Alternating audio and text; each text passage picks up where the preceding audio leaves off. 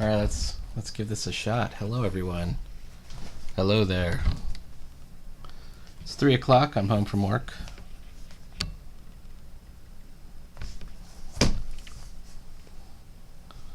I'm pretty much done with this panel, I would say. I even did the lettering too. There you go. That's what it looks like when you cut out the pencil layer. Is this pointer finger too long? Possibly. But it reads well. Alright, this is my most troubled panel, and I think it's going to be okay.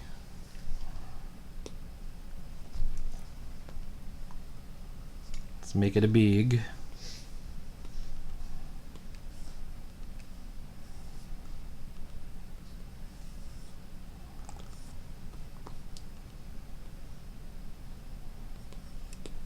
This is a cowboy hat.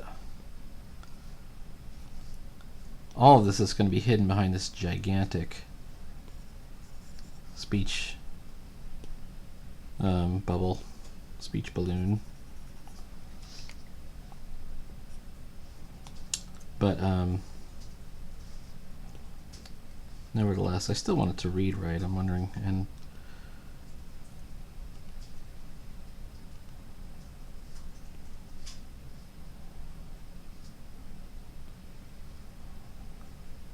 there's a certain way I want this to look.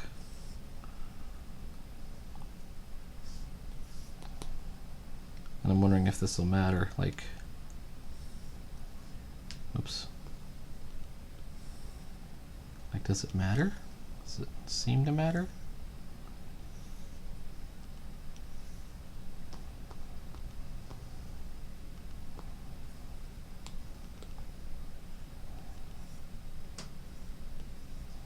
Oh, one of my problems right away. Wrong brush.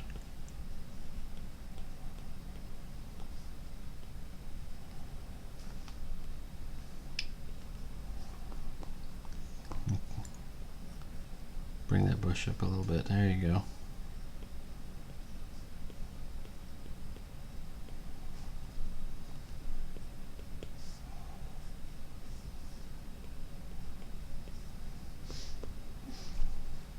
All right.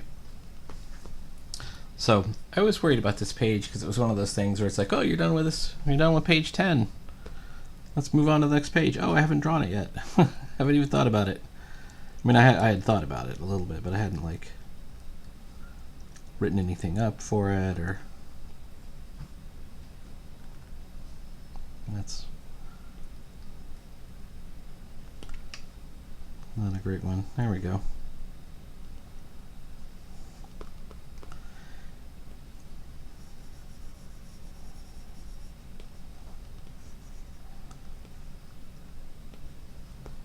So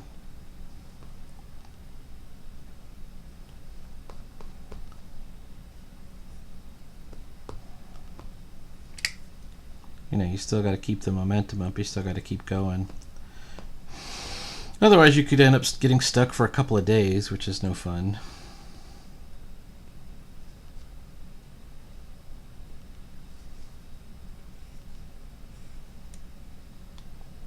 All right.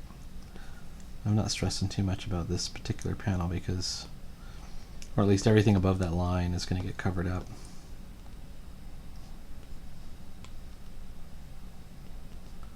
We get to see his mask is actually stitched together in places. He's had it on for almost 3 years now, or he's been wearing it.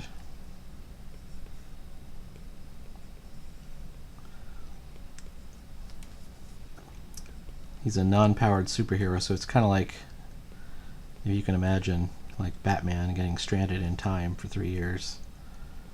He just has his bat costume. I mean, obviously he could pick up new things. In this case, Gallows has picked up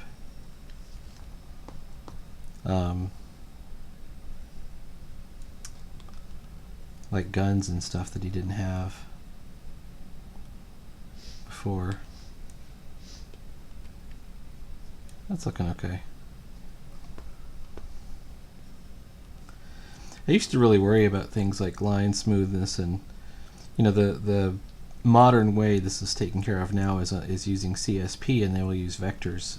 Vectors look awful. Vectors look really ugly to me. What you need is a nice brush with some swing to it. And I was watching a really good was a YouTube tutorial about inking on Procreate by this dude in Germany. And he's like, use this brush. And I'm like, I checked my stuff, and I'm like, I had the same brush. I'm like, all right, that's what I'm going to do. And it turns out to be one of the better. Oh, I'm going to take that knot out. There's a knot in the back of his mask thing. It's supposed to be a little bit like Iron Fist.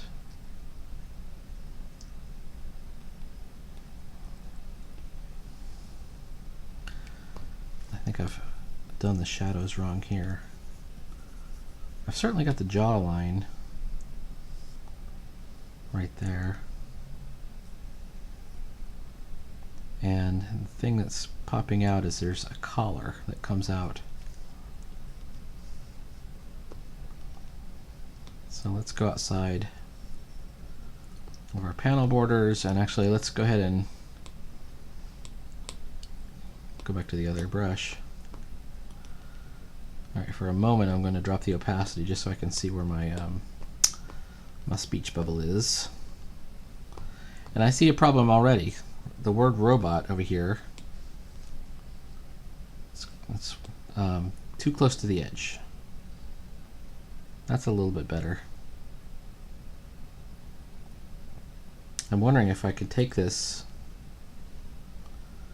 and the leading on it I have is 5. Maybe I'll do it 5.6 negative. Get them a little closer together. The leading is the space between the lines here. Alright, hang on. Get back into the bubbles layer. Alright, I'm going to outline this entire top line.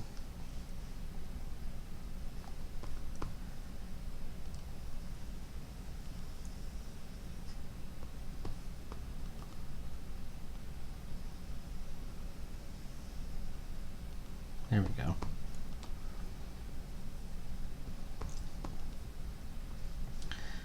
And then throw down the white. Good.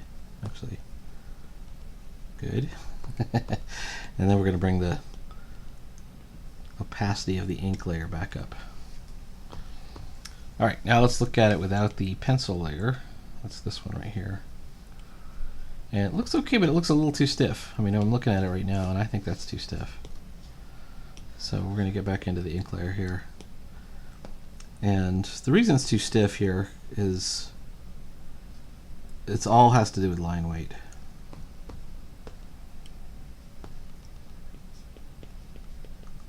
So we've all got these sort of thickish line weights. You know, we're in close.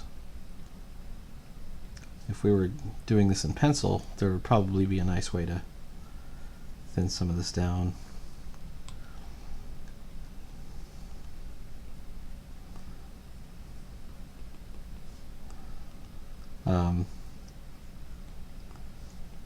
For our purposes, what we're going to have to do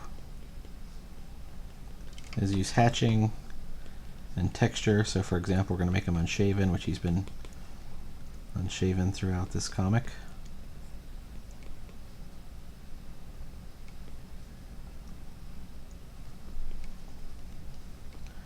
And remember, it's going to be that size, so it's going to be small enough. It'll be fine. I think this line is a bad line. Maybe that's a good line. Gotta be back on the Gesinki. Come on now. Alright.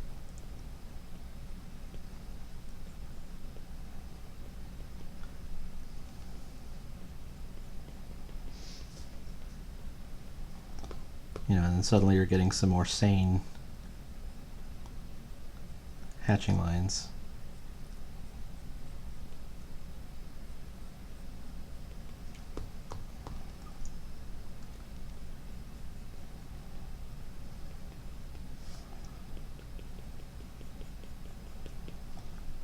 then by showing the variety,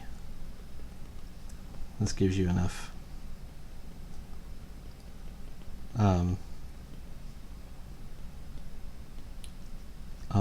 of a distance from uniformity that we can, start to take it a little bit more seriously as a drawing. We see that it's not all the same line weight,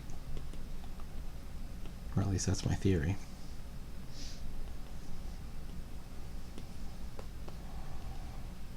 Okay. We also have the ability to draw things in the shadows with our eraser tool. I think I want to do a bit more of the underside in shadow. And just as long as we're leaning into shadow here,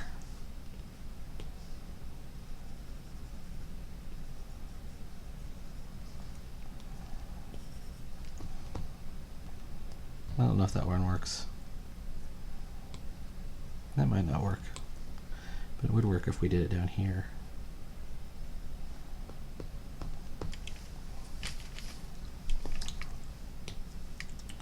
We can also try something else.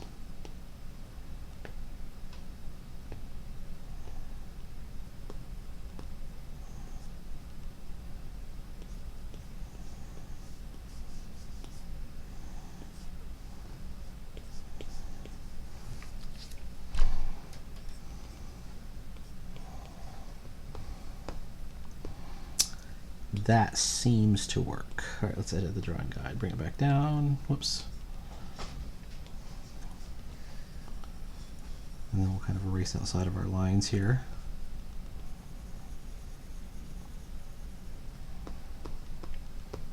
Oh, I've still got it up. There it is. Okay. And, it's not the most jaw-droppingly stunning panel, but it's not bad. I mean, it seems to work.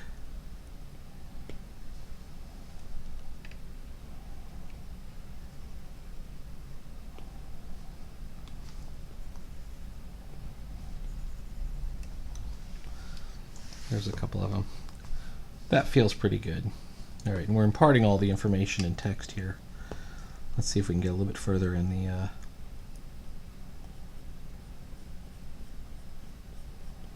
texture here.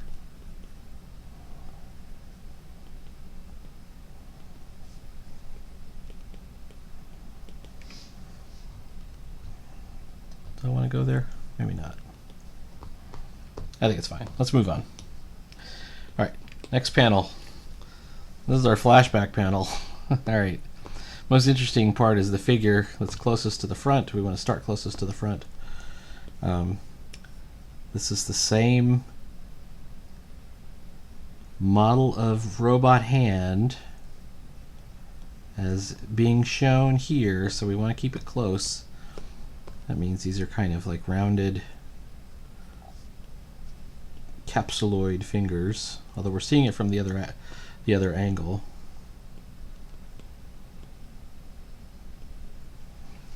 I'm looking at my own hand. How do I think it's okay to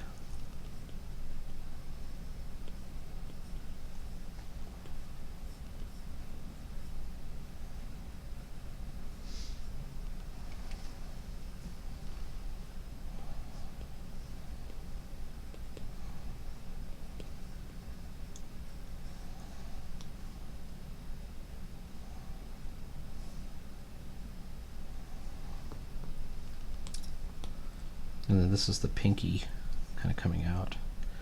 Your pinky's always a little weird. I've noticed from years of playing guitar. That's the hardest finger to deal with.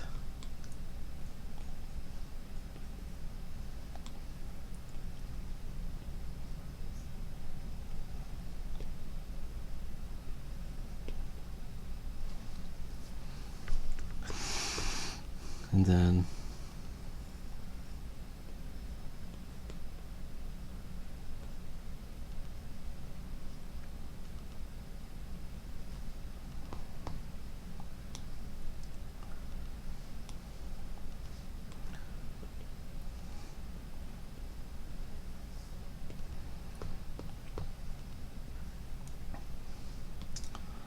question is it read as a hand? Like this, the reader watching this look at that and go, oh yeah, it's the hand. It's the same thing. The answer is maybe.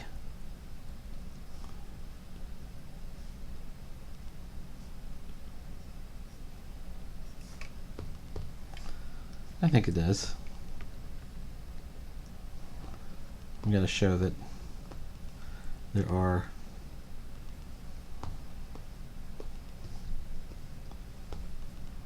okay.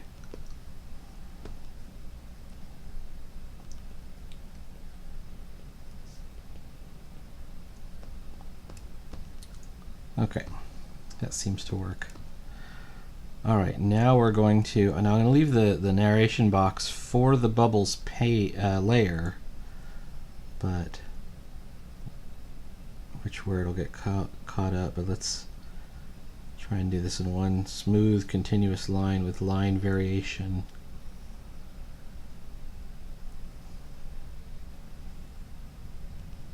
With a sort of rhythm to it. There we go. That seems to be okay.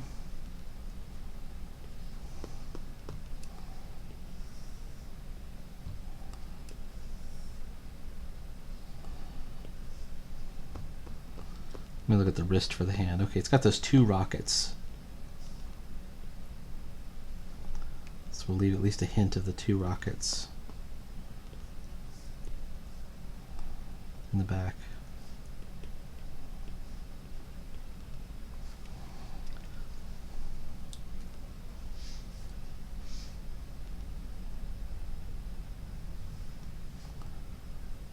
Whoa, whoa, whoa.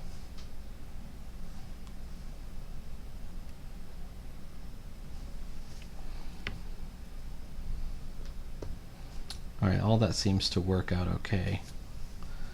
So let's get the figure.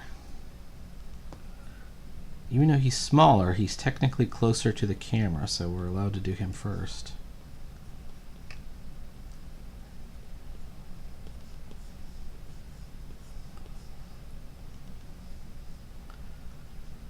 This is our Dr. Sivana, our Lex Luthor, our Victor Von Doom, right?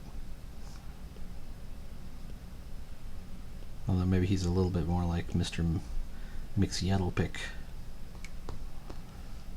It's a little bit of both. A little bit of it all.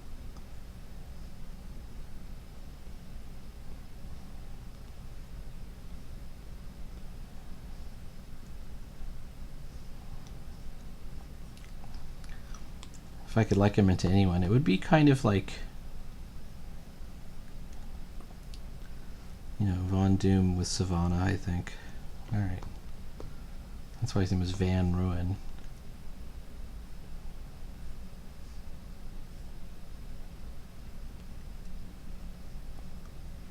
He dreams of ruling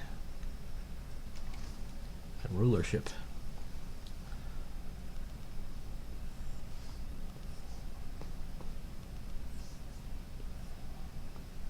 Has a sort of lab coat like Sivana would have.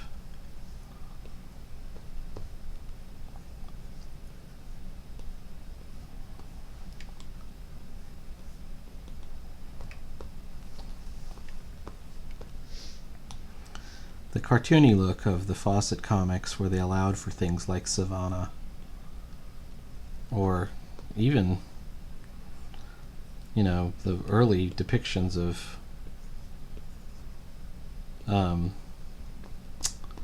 quote-unquote Black Adam. You know, where he looked kind of comical. I've only got 3 fingers, let's give him another finger. I'm using the Ethan Becker when in doubty, one finger outie philosophy.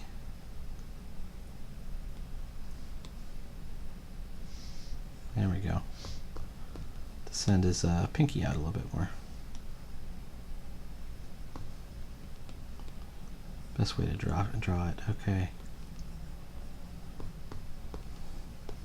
And then with this hand, he's giving them the finger.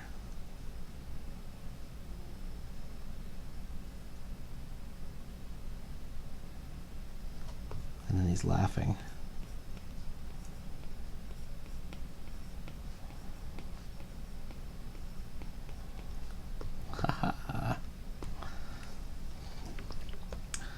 Alright, important note for Van Ruin is widow's peak for the hair. All truly great villains have a widow's peak.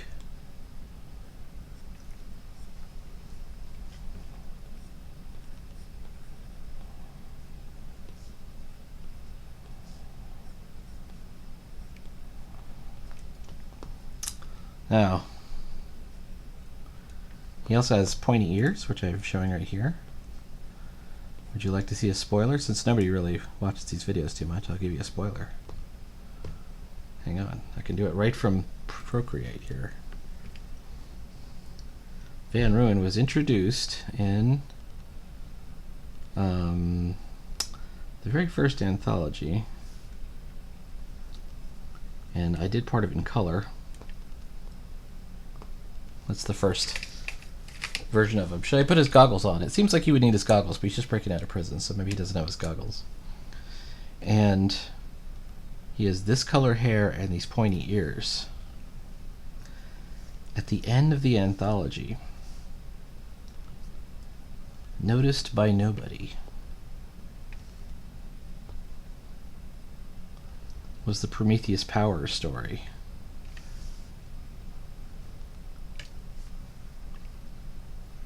This is the son of Thaddeus Van Ruin.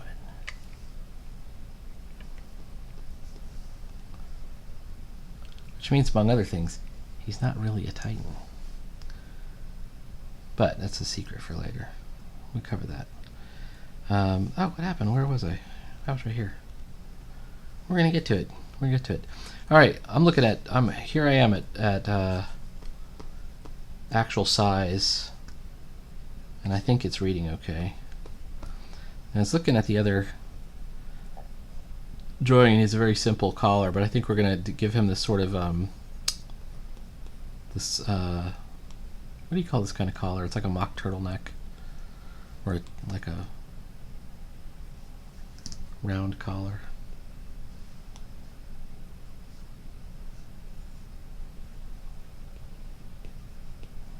A little extra shadow there.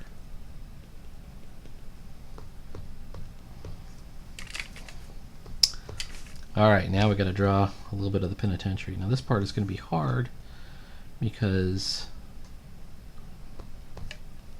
it's a building, but it's like implied. It's an implied building. So we want to draw,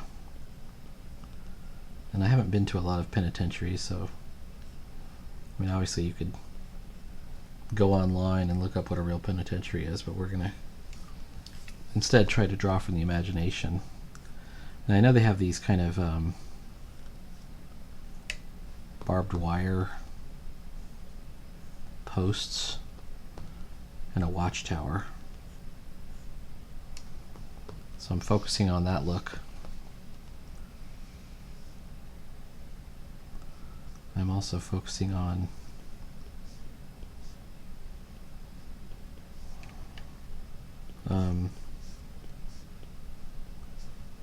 you know, just really getting the idea across. It's an this is a flashback sequence, so even if it's not perfect, it's fine. It's just how he remembers it. Let's take a look. Looking good. All right. This is not too good, actually. This is looking a little bit. And even when you have something as simple as this,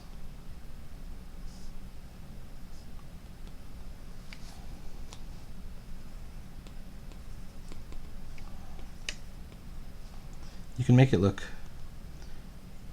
pretty good by you know, adding just a little bit more detail. You don't have to go that far, just a little bit further. And you know, it's going to get buried in the size when you shrink it back down, but it plays really well. You know what I'm saying? So let's do this side too. You can see I'm using thinner line weights.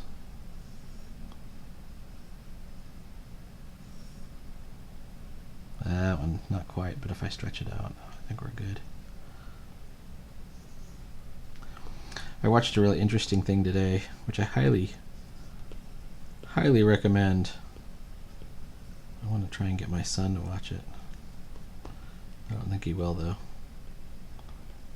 It's called Web Junkies, I think is what it's called. It's a Chinese documentary about an internet addiction intervention camp that's basically run by the Beijing military hospital. Beijing, like the People's Liberation Army hospital. Now, I mean, we make jokes about people being quote unquote addicted to the internet. And I don't think I've seen anyone addicted to the extent where some of these kids that are basically being dropped off by their parents, and I was seeing some crazy things. Basically, it's like a boot camp. They're running it like one of those drug intervention boot camp type deals. But for me, anyways, fascinating look at,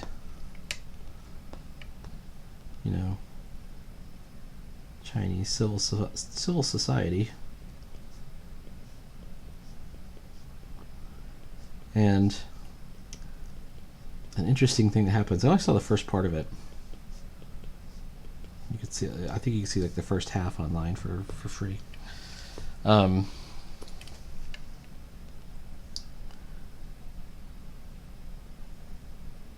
They have these kids. They're brought in. Some of them are actually drugged. Like their parents give them some kind of drug, and then they just kind of bundle them up in a car and drop them off at the hospital boot camp thing. One kid, he said, "Oh, my parents told me that they were taking me skiing in Russia, and I ended up getting dropped off here."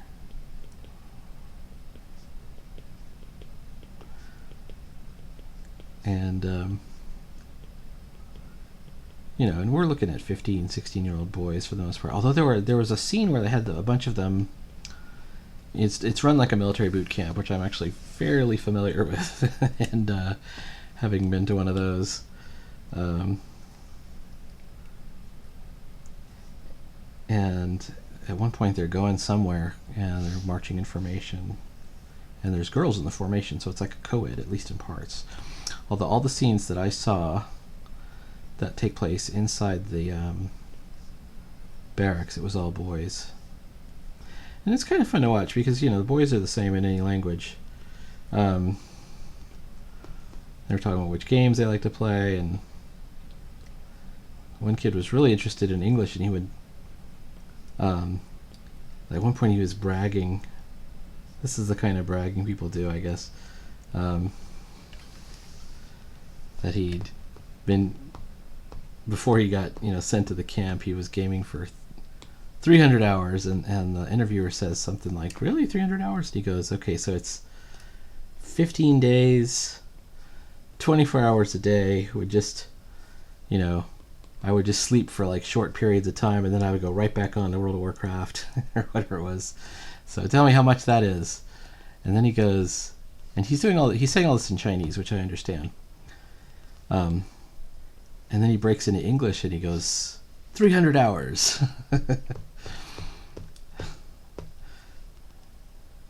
Interesting to me, anyways.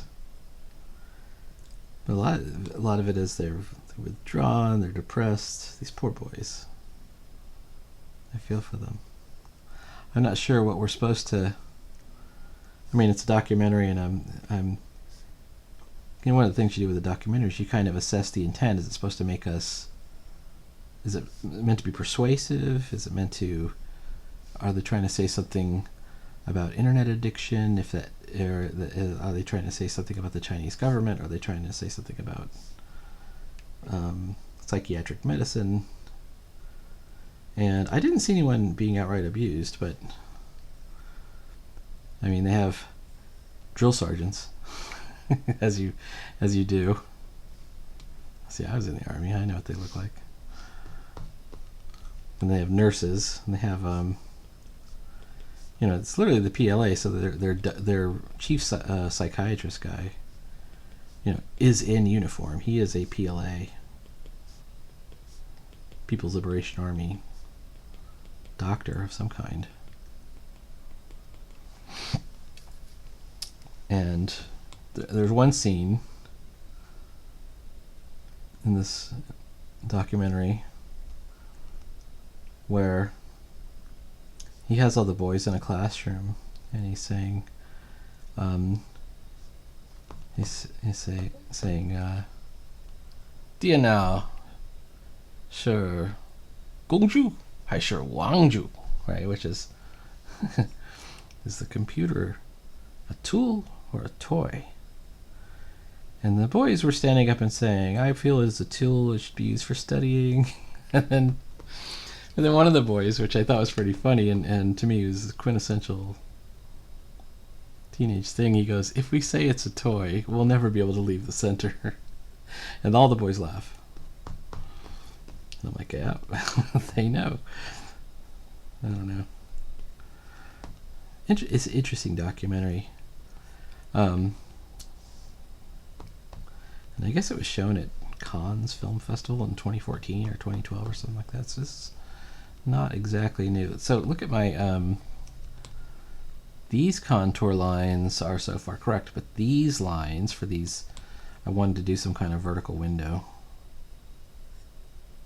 Are not. So I've got to flex them inwards just a bit.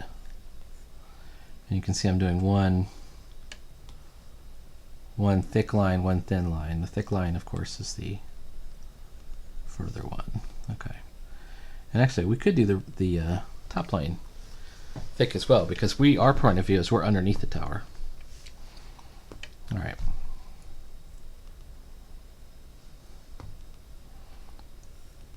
Let's move it on. Here we go.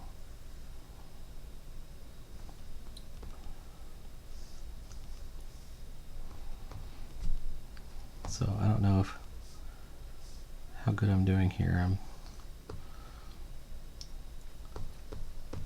It's not meant to be a major illustration. I just want it to read like a tower, so this is going to have more of those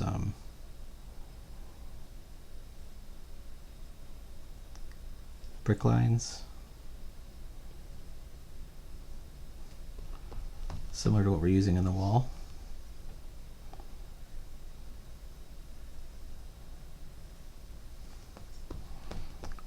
All right, let's take a look.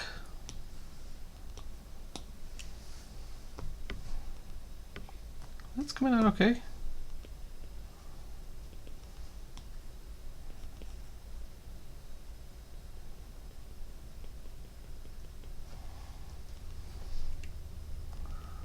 I'm going to give him kind of a, there we go.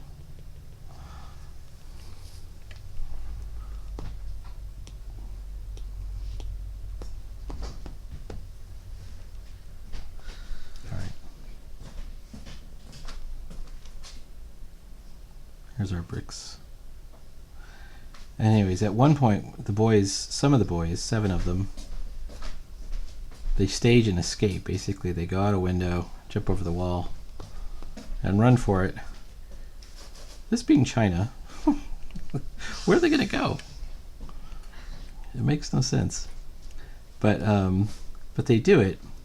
And where do they go? Well, they actually just go to an internet cafe and play some online games, and they had money from somewhere because they got immediately caught and they're brought back, and they've got all kinds of contraband,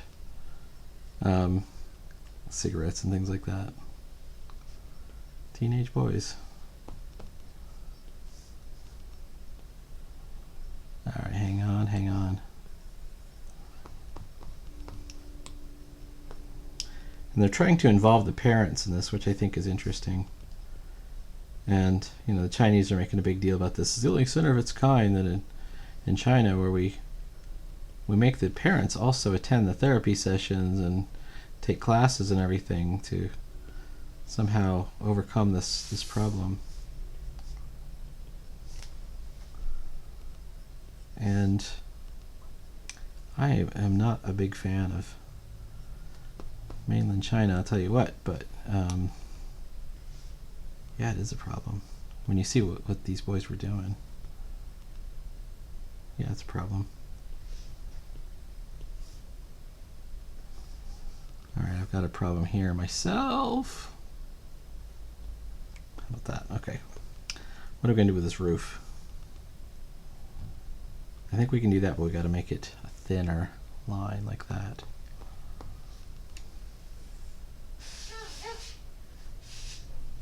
Alright, let's see. Now for the rest of this, we're assuming this watchtower's got like windows or, you know, traditionally this would be a place where like a guard with a machine gun or something would be. Sniper's nest, but in this case we're going to say, give it a nice second line, and then we're going to do like a window.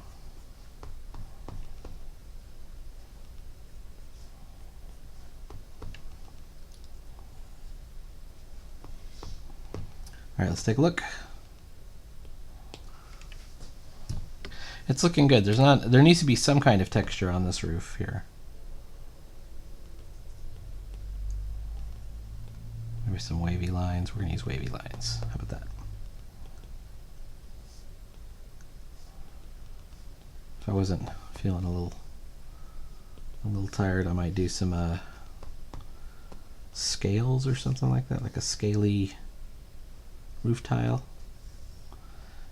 Here we're looking under the eaves of the roof, and I think we're going to do that in hatching. This is close hatching. It's going to come out as almost black, but not quite black. Let's remember we zoom back out to actually look at this.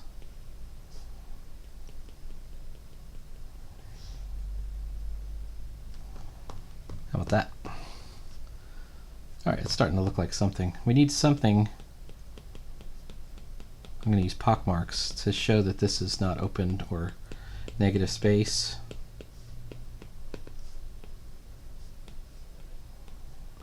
Maybe it's a concrete, right? Fine. It just shows that there's something there. Alright, now we need to show the robot attacking but missing its left hand.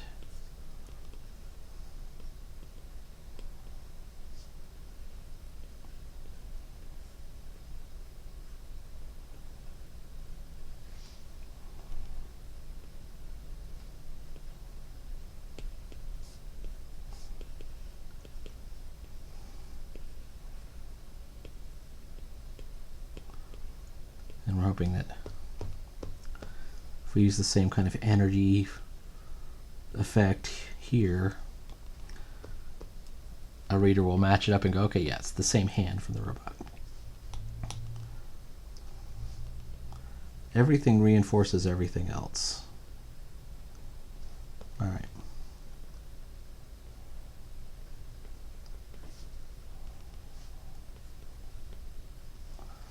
Mostly I find that, you know, readers want to be kind. They're like, okay, I was trying to get what you were putting down. I wasn't trying to be skeptical of it.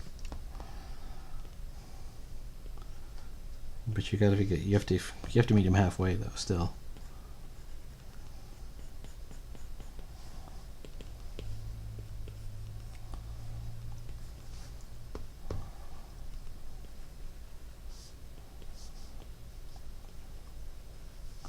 Now my original plan was to have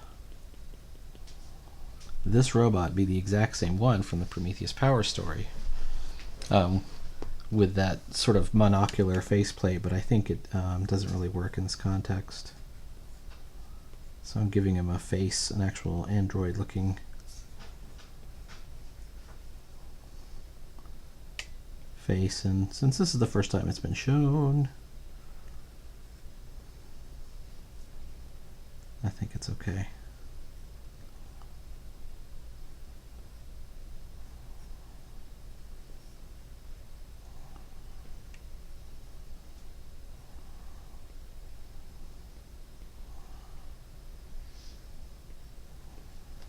All right. And then let's use our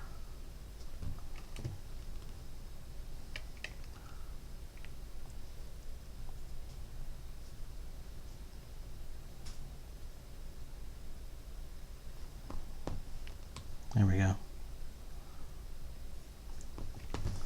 Eraser effect.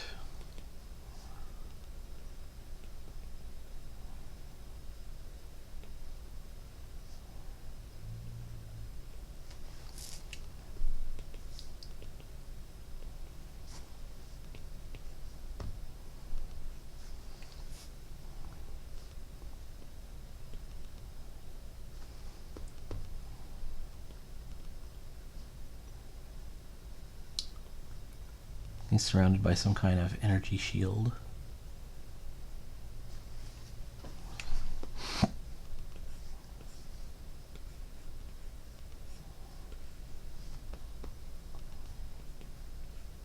used to like how Ditko would do androids or robots, because we have the classic depiction of a robot that you might have seen that hasn't changed much since the 1930s, a big metal fellow. I mean, this is close, right? Wouldn't be considered too off if Virgil Finlay drew a robot kind of like mine. But the Steve Ditko robots that are in Spider-Man in that first, I think it's 15 issues, I think there's two issues where some scientist comes up with a robot that ends up, being a problem for Spider-Man. And they look just like, first of all, they're not obviously made out of metal. They're seemingly made out of some kind of weird plastic. And they're not obviously humanoid. They're like mostly kind of geometric even.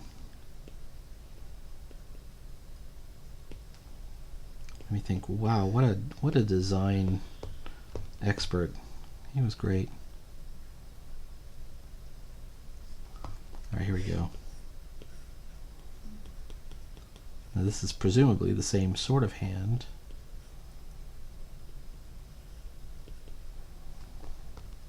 That this guy just blasted off from. Looks like this one. So let's make sure we show the different segments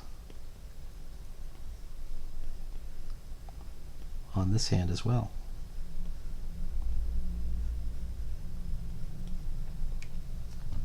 Did I do that wrong? I did. You can't just do them all the same. You gotta let one of them stand out a little bit or do something. Maybe this one goes down a little bit.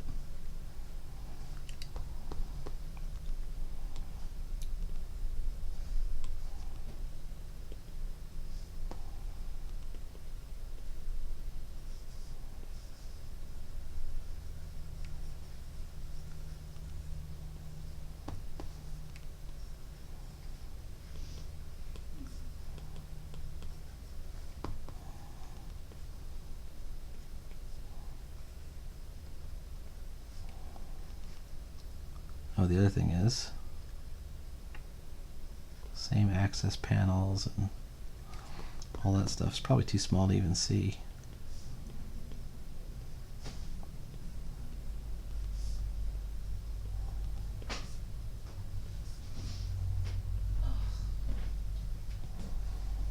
And then same deal.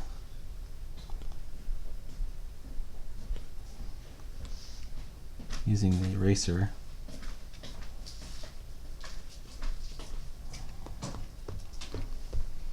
We create something. All right. Now I'm right at 44 minutes. So I've got just a little bit more that I need to do. I need to go ahead and do the bubbles. In this case, this is a narration box. So let's make sure that I have the right, I've got the right layer and I've got the right brush.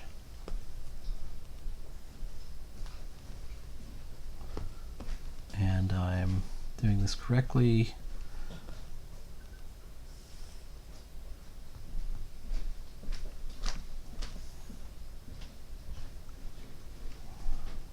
All that's looking good. And then we're going to drop some white in there. All right. Then we're going to turn back to black and turn back to the Gisinki ink. And we're going to complete the effect of our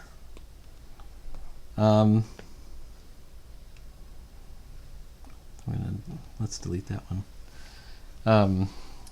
Of our flashback sequence. And the way we're going to do that, we're just going to, let's see. Whoops.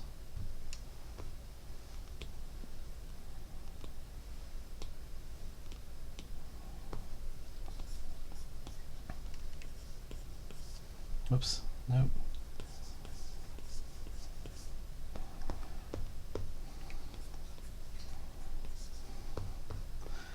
And this is cartoon magic. This is cartoon language, right? You know, the flashback sequence. Whoa.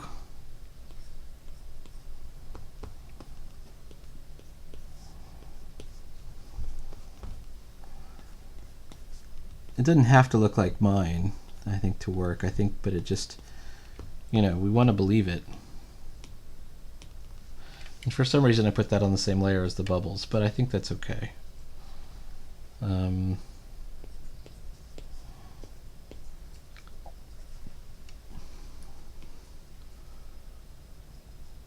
right, so let's remove that now. We'll remove the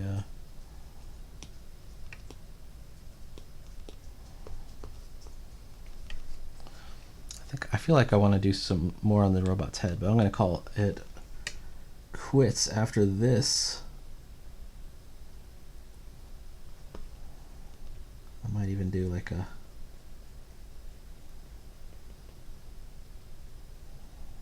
there we go.